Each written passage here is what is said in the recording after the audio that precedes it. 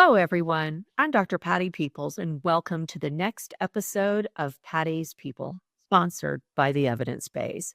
Today, I am delighted to welcome our guest, Kirsten Axelsen. Kirsten is an economist, a consultant, and a senior policy advisor to DLA Piper.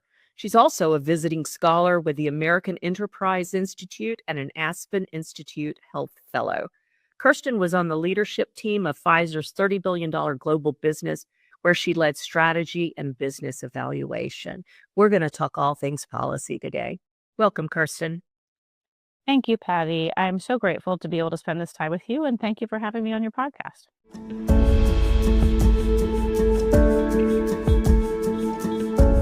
Well, let's get started. I find your career trajectory so fascinating. Now, you entered biopharma with a background in econometrics and race and gender discrimination studies. As you've worked through your career path, you've then pivoted to broader policy evaluations centering around access and availability. What through line connects the work that you did at the beginning of your career to now? Thank you. Actually, it has been a lot of the disadvantaged population studies. So, for example, when I started off working at Pfizer, I was working in sort of a more general marketing analytics job, and I needed someone to help understand what the impact was of Medicaid preferred drug lists, where the drugs were often taken off and on. And that was in the days when there was a lot of branded statins, ACE inhibitors.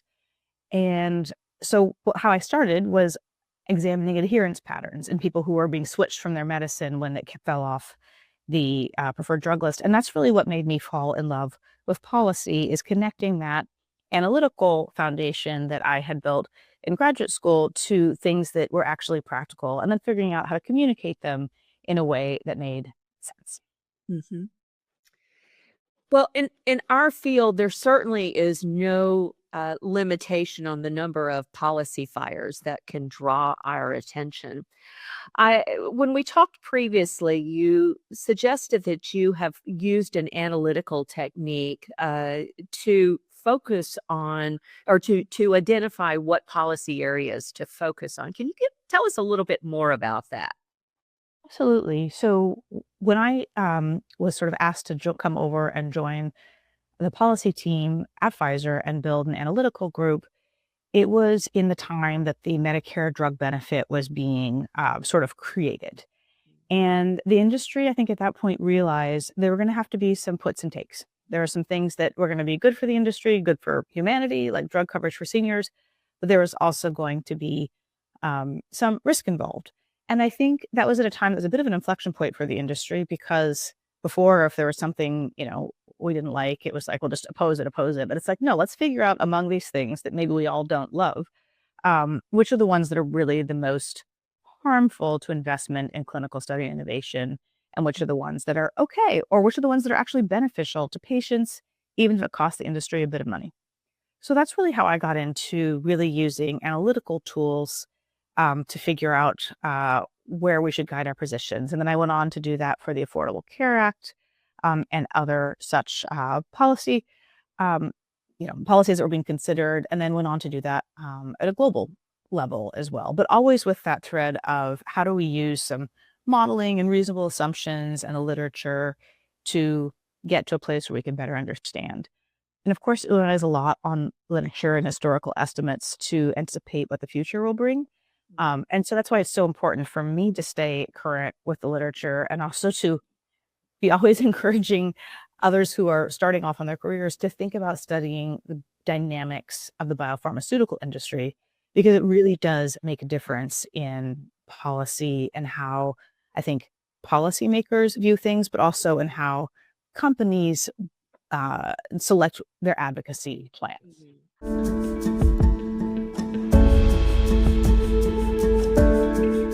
Is there a particular policy area that you were focused on that you lost and it still keeps you up at night? I would say um, the 340B program, which was enacted during the Affordable Care Act. I had a friend at that time who said, this is going to be really bad. It's going to expand. It's going to cost It's going to be a lot of waste. And I didn't really see that coming, and was not as along. Right. That's one where would say, yeah, I really feel like I didn't see how this program was going to expand to what it's become, which is not saving the federal government money, probably costing a lot of money to commercial payers and others, and not saving patients money. Hmm. And so when you think about that, like a lesson learned, was it because your model missed a variable? Was it that it was an underestimated or an overestimation of a variable you did include? What did you learn that has changed how you go forth now? It was an underestimation where I didn't even include the possibility that these 340B eligible facilities would expand into the commercially insured population. I just assumed that the program would largely stay for people who were being served by these hospitals currently, which was, mostly people who were underinsured. Um, I did not imagine the creativity of the 340B eligible facilities to expand with the contract pharmacies and the like. Mhm. Is there anything in today's evaluation, let's say, of the IRA, that you think that maybe we're not paying enough attention to, or we're not giving enough credence that would be something that you have learned from your past? Yes, I think the IRA, the Inflation Reduction Act, and just to give a little bit of background for people watching in case they are unaware, the IRA, among other things, directs the federal government to set the price of the most sort of widely used drugs in Medicare. And they set the price, and then the price will continue to come down so long as the drug does not have generic competition. Generic competition is driven by big markets with high, generally high priced drugs or big markets. So a generic competitor comes in, you're the first one in the market, you can make some money when the switch happens. I think the IRA is going to destroy the biosimilars market and Mm, is going to destroy, or at least very much hamper generic entry, which mhm, has been the most significant savings. There's almost no, in fact, I'm going to go ahead and say, I don't think there was any other policy in healthcare that mhm, save so much money while preserving nearly identical outcomes. I realize there can be some variation and some people can't handle a generic or a biosimilar, but let's mhm, say writ large, mhm. that is the most highly functioning part of the American healthcare system. And by basically creating a situation where the brand becomes generic price, I'm very concerned that there's not going to be generic entry. And these branded drug companies are going to say, why would I keep producing this? I've got, there's a comparative use of my manufacturing space. I'll just end production and not produce the biosimilar or not produce my branded drug, especially if it's a drug that's very widely used among Medicare beneficiaries.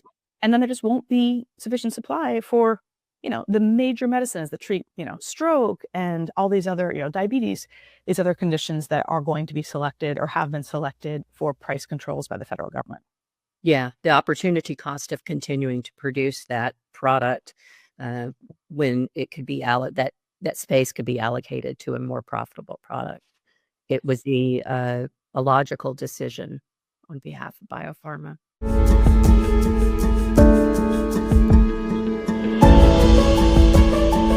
You've said that anyone that claims to be able to predict what the current U.S. administration is going to be doing would be, in a word, overreaching. What tools are you using right now to model? I think I'm probably not overreaching in this when I say the chaos that is going on. As I work with clients, or also even on my own research, I'm trying to put things in a range. Here is what the president could do with not a single amount of support from Congress. And, a lot of that power has been available to other leaders. They've used it, they've not used it. And so there is a certain amount the president can do just, solely with administrative control. So I sort of create that scenario that is, probably high, more likely. And then other ranges of scenarios, for example, as we think about tariffs, will we end up in a world where there's variable tariffs because there's individual country agreements? Mhm. Probably, right? That's where we're heading already with other types of tariffs. So I would put the probability of the same level of tariff around the world for imported drugs at very low. So that's generally how I've been working with clients and myself to try to put some guardrails. Is like, think about the things that would be either unlikely given prior behavior or unlikely because Congress, we don't think would go along with it. But really not trying to do a single point estimate, which is generally a bad idea with anything, right? Like we never know. There could be another pandemic. And so you have to just try to create a reasonable range of what might happen. Mm-hmm. And what is most critical to you right now? What are your clients asking you to focus on, and what are you feeding back? A lot of international price referencing work. As you know, I'm sure you're aware and your viewers are aware, there are big disparities in price between the US and other countries. And there are some big markets. And, I understand the president's goal is to have the prices in the US come down and the prices in Europe and, Japan and Australia come up. I am very concerned that what will more likely happen is companies will just not be able to launch in certain countries, especially countries that take price cuts over time, like Japan, with, the concern that there will be price referencing, even if the price referencing doesn't immediately happen. It's sort of hanging over there as a risk. So, yes, that's what I'm working with my clients on and thinking about a lot is how might this play out? And if so, what might be the kinds of government affairs support that you would need to either try to get the prices up a bit in some of these markets that have been historically low priced, or to manage such a situation where you just find you're not able to launch in certain countries, which has already happened in rare disease in a number, Greece, for example, and a number of other countries outside of the US. Is biopharma taking this seriously enough, or are you trying to ring the bell and focus? I think companies are taking this very seriously. Yes. And again, I think most of us are of the mind that probably that might be unlikely that there would be wholesale price referencing to, for example, the commercial market outside of the government payer space, because that would take a chain law. But putting a reasonably high likelihood on some sort of either Medicare pilot, maybe that grows over time, that could include some sort of price controls. Now, what we might see is the trade talks go well, and there's agreements around manufacturing or onshoring in the U.S. or I don't know, even maybe some countries agree to review drugs faster and have more transparent health technology assessment policies, and then maybe that scratches the itch and we end up with not referencing or something smaller. I think it would be so bad for patients. And again, I think it would probably be really bad for people outside of the US who I think are most likely to lose in this, as well as for investment in this sector, which is, already R&D costs have gone up. It's more risky. We're seeing a lot of migration to looking at China for, the next generation of treatments and cures. If we make it more uncertain, less financially viable to develop a drug in the US with our higher R&D costs and launch it here, either drugs won't be developed or drugs will be developed somewhere else. And I don't think that's good for the economy or necessarily for patients.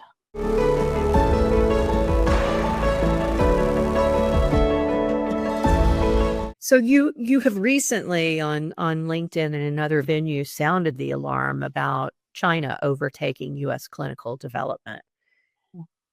Explain this shift and how real is it, and what are we still in denial about, if anything? It's very real. For phase 1 and 2 development, China is now pretty much neck and neck with the US and in serious diseases like oncology. That wasn't there 10 years ago, right? Like the Chinese government is able to invest and implement a strategic plan over the course of years, decades. And they've done that. And they've put money into developing the sector, into doing some more protections around intellectual property, taking all the things that made the US take leadership from Europe. And so, so they've used a very winning playbook. and are developing what appear to be high quality technologies in reputable settings. I know there are still concerns, but it's going to get better and better. And meanwhile, the US is defunding NIH research and creating a more uncertain commercial environment. I mean, part of why so many clinical trials are done in the US, one, we have, we have very good scientists, and reasonably good networks and ability to recruit patients, but it's gotten harder to recruit patients here. And a lot of why the trials are still happening here is because you get the firsthand knowledge and thought leadership within the clinical trial settings Right. to launch into the most commercially viable market in the world. If the market becomes less commercially viable and the costs continue to go up, it's just going to result in more migration outside. Mm-hmm. More migration, meaning more phase 1 and 2 trials, or theoretically other phases of trials? I mean, other phases, right? Like other countries. Now, a lot of it too will depend, and there's not clear guidance from the FDA on what will be acceptable in terms of global trials for phase 3. So that remains to be seen, I think, but definitely phase 1 and phase 2. But also, I mean, we've seen deals, multinational companies acquiring technology from companies that are in China or are developing in China, and then finishing the development of those drugs using global studies or in the US. So I think we're going to see more and more of that, which, it's a concern, right? Because the small company biotech sector in the US has been very vibrant, and created huge amount of opportunity in places like Massachusetts and California, and even in other, states that are sort of less known as biotechnology hubs. And those are great jobs that pay well. And if they start going outside of the US, I think that is a real loss to the country. So what I've heard you describe here would be a loss of the development of KOLs, of the physician leadership, who are no longer involved in phase 1 and 2, which would affect knowledge base, et cetera, and development in phase 3 and beyond, as well as the loss of jobs because those trials are being conducted overseas. What are some other implications that we should be aware of? Yeah, academic centers that develop these drugs in early phases hold the patents and get huge amount of royalties from the drugs, or transfer them to another company and get a huge amount of money. That supports not just the science department, but arts and the arts, the whole educational system benefits from that kind of income. So I think it affects our educational system. Again, it's the symbiotic relationship between the federal government funding and the private funding. Federal government funding isn't as strong. Other countries are opening their doors to our scientists. And that loss won't just be a harm to science, it'll be a harm to higher education across the board.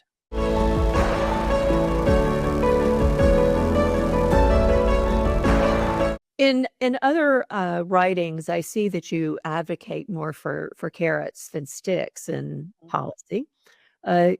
What might be a promising incentive that we're not using that could drive better investment, better outcomes?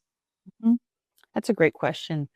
I think one of the most successful carrots to date has been like the priority review voucher program. I think an incentive we're not using well is the incentive to encourage the uptake of biosimilars. For example, in Medicare, generics cost a few dollars. Why did we not, there's still somewhat of an incentive to use the biosimilar because the physician add-on payment is the same as the biologic. Why aren't patients paying $25 if they want to use a biosimilar? They're not being forced to. But when they have that conversation with their doctor, it could be, well, you've got this $2,000 out-of-pocket cap, and you're going to hit it in the first month, or maybe you pay $25 a month for a biosimilar, see how it goes for you. I would imagine it seems odd that a person who's worked for branded biopharma companies their whole life is going on and on about generics and biosimilars, but that is how the system works. Yeah. Right. That's why you get to launch new drugs at, the high price points they probably deserve, is because you have this huge amount of savings. There aren't generic neurosurgeons. That's not going to be a savings we're going to see in the health system, but you see this tremendous savings, and that's what makes room for the next drug to be developed. And I just think we should be using stronger incentives to get the uptake of biosimilars. There are a huge number of biologic drugs that are going off patent in the next 5 to 10 years that don't have a biosimilar in development. So there's not going to be the cost savings if that doesn't occur.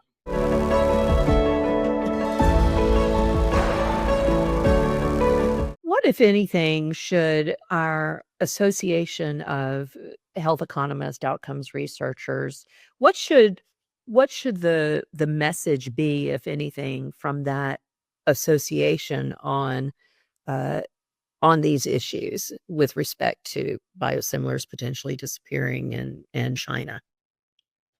I think there needs to be a lot more scholarship into the relationship between commercial success and investment in clinical study and innovation.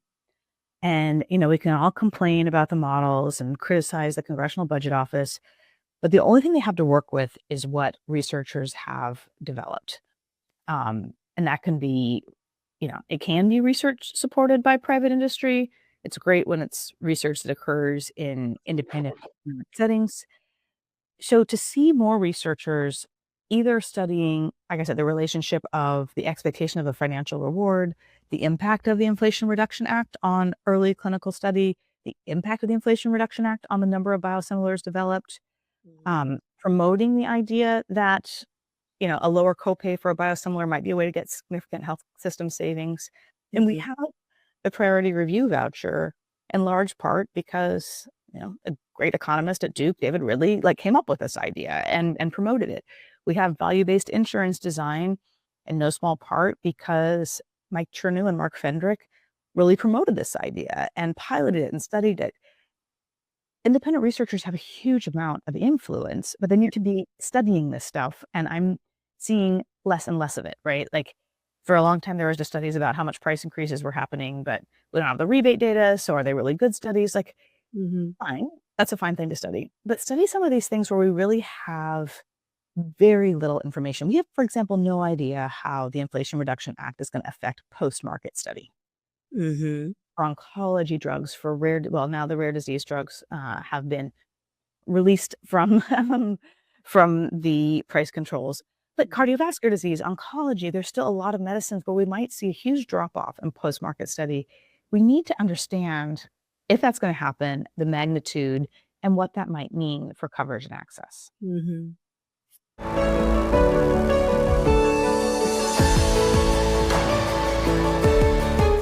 So I want to pivot just a little bit, but related to this.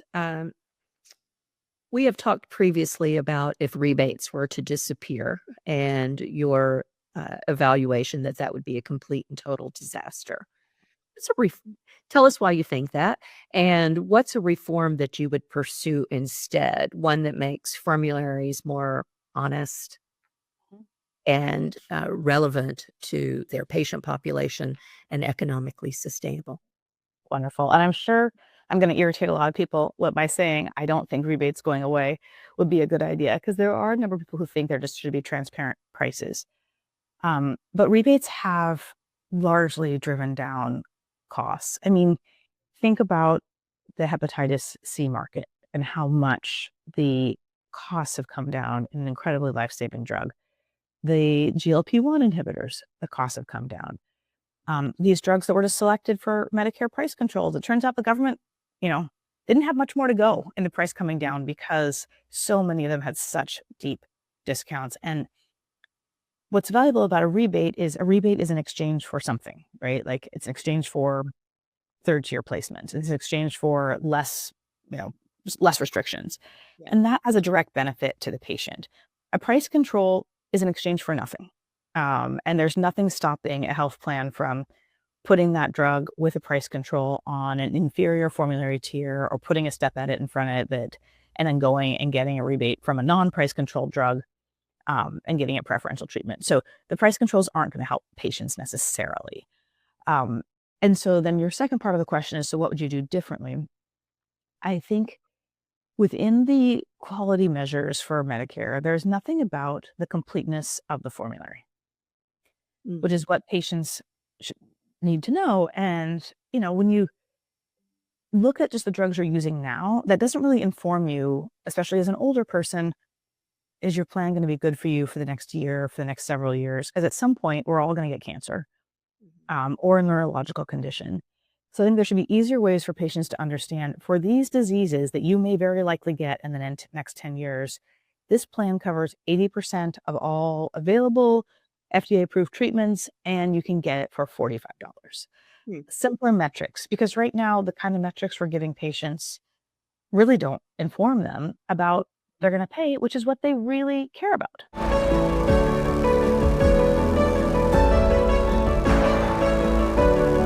Let's talk a little bit now about your writing and your advocacy and the way that you seek to influence in this industry.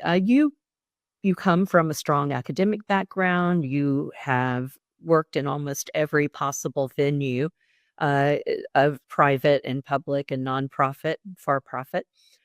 Uh, you publish in both journals and op-eds. How do you manage this tension that I expect is a fairly common thing you grapple with? How do you manage that tension between academic neutrality and policy persuasion?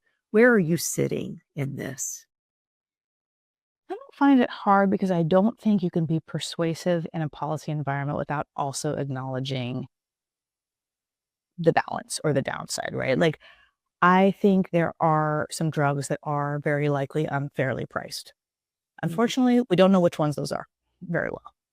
Um, and I think acknowledging that upfront, right? Like, this is not a perfect system, and here are some things that might improve competition, for example. So I think even as the strongest advocate, you have to put forward the counterfactual and say, like, I understand why the concerns, and but here's my point of view. Mhm. Um, I do tend to prefer doing things like podcasts and op-eds or panel discussions because I just think that's an easier way for people to take in information.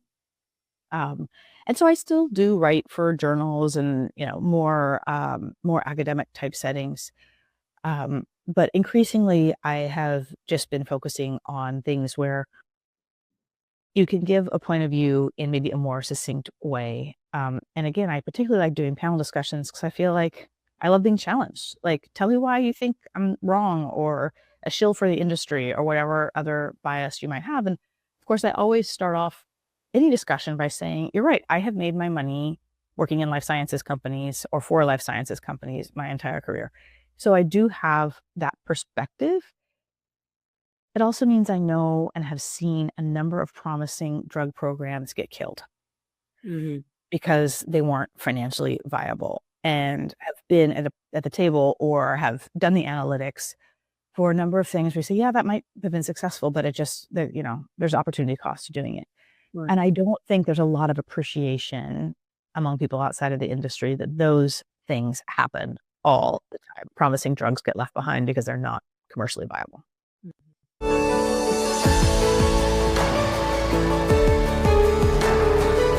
There's been a good bit of conversation in the HEOR space, particularly at the last couple of ISPORs, about the uh, HEOR RWE market access departments being challenged because the demonstration of their impact is not as clear as it needs to be within the pharmaceutical company arena and in the policymaking arena.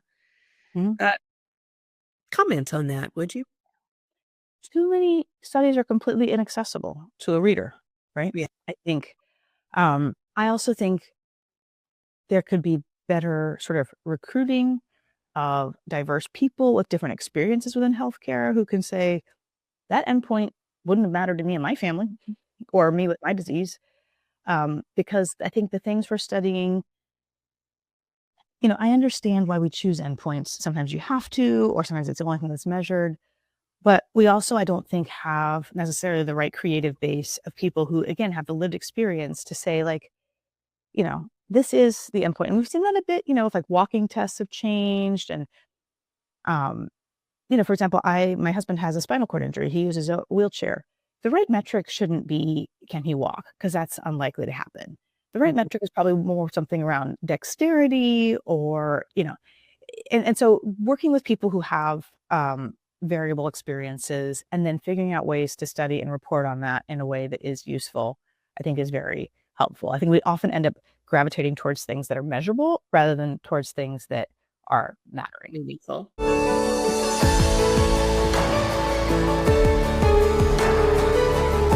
So that is the outcomes measurement of this scenario. Could you give me an example of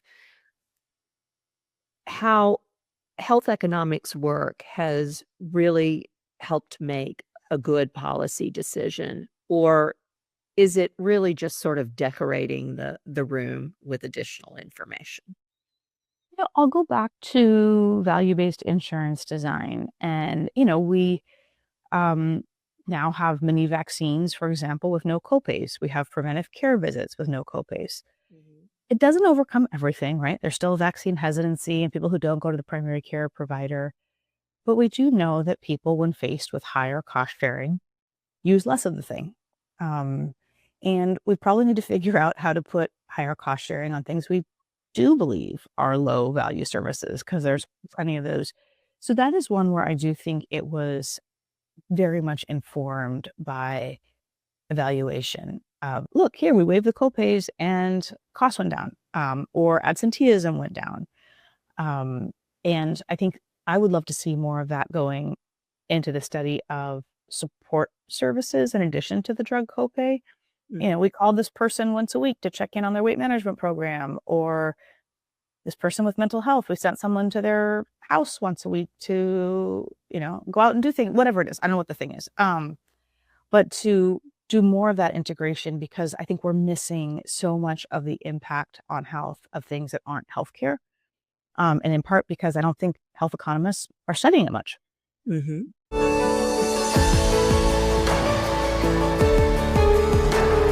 Let's move to the more light-hearted and fun part of the interview.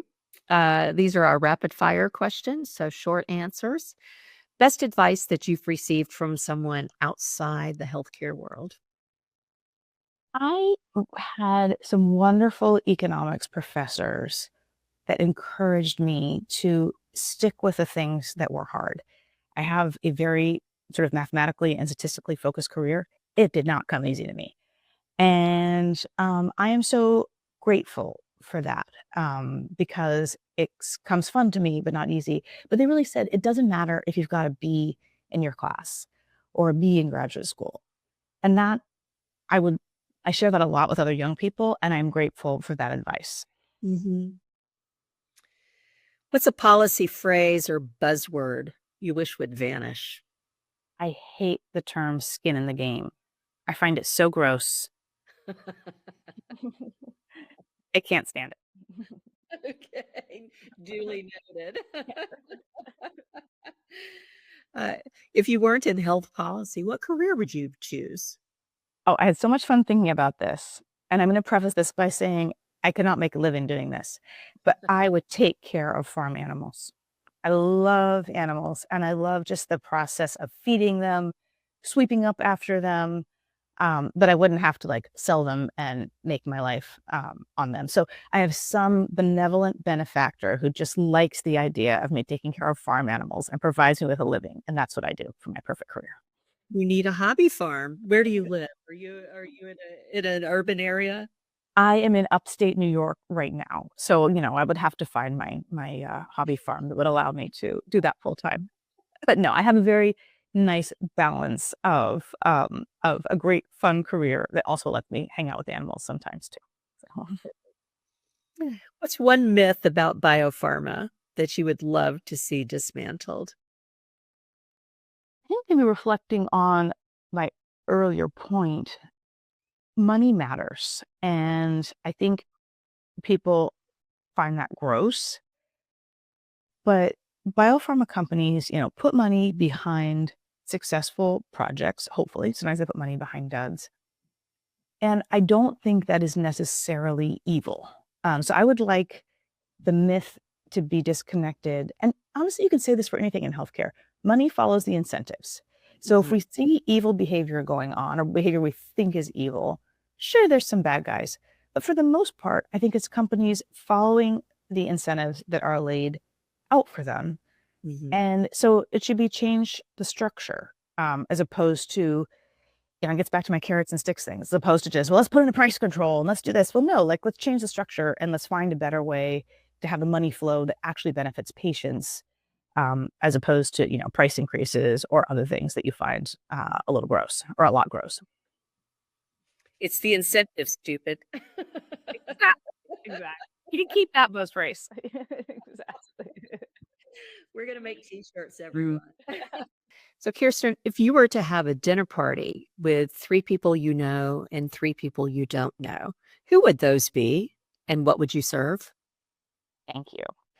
So my go-to meal when people are coming over who I don't know well is salmon that I cook well because I'm from Oregon and we eat a lot of salmon, pesto pasta because not everybody likes salmon, and a delicious salad, and then my Aunt Lois's apple crumble. So the food was straightforward. It took me a while to think about who I would have there. The people I know are easy. My husband and my twins, who are great conversationalists. And if I am proud of anything in terms of parenting, I always instructed them that when you go to dinner at someone's house, your job is to bring something to talk about. So they're very good at that. And then the people I would have, you don't want to know it all, because who wants to have dinner party with a know it all, right? Like, I don't want somebody who's going to come and teach me. I want people who are going to be super interesting and I'm going to learn from their amazing lives. So I would choose Dolly Parton, Jean-Baptiste, and Jack White, who I think would all get along well. Yeah. I'll have that sort of either appreciation for Southern heritage or appreciation for a rich array of types of music. I think they would be unbelievable just to watch and hear talk, and also such creative people.